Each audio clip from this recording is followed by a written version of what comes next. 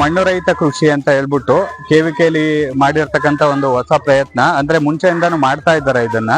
ಏನಂದ್ರೆ ನಾವು ಮಣ್ಣಿನ ಬದಲು ಈ ತರ ಕೋಕೋಪಿಟ್ ಅಥವಾ ಬೇರೆ ಮೀಡಿಯಮ್ಸ್ ಇರುತ್ತೆ, ಅದನ್ನ ಯೂಸ್ ಮಾಡ್ಕೊಂಡು ನಾವು ಗಿಡಗಳನ್ನ ಬೆಳೆಸಬಹುದು.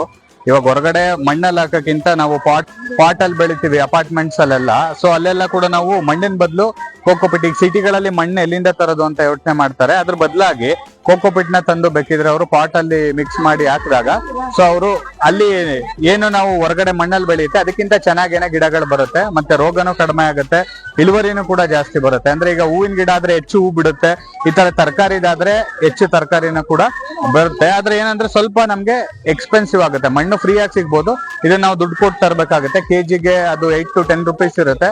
ಸೊ ನಮ್ಗೆ ಪಾಟ್ ಬೇಕಾ ಅಥವಾ ಈ ತರ ಪಾಲಿಥಿನ್ ಬ್ಯಾಗ್ಸ್ ಬೇಕಾ ಅದನ್ನ ಹಾಕೊಂಡು ನಾವು ಅದರಲ್ಲಿ ಬೆಳೆಸಬಹುದು. ಎಲ್ಲಾ ತರದ ಗಿಡನೂ ಬೆಳೆಸಬಹುದು ಇದ್ರಲ್ಲಿ.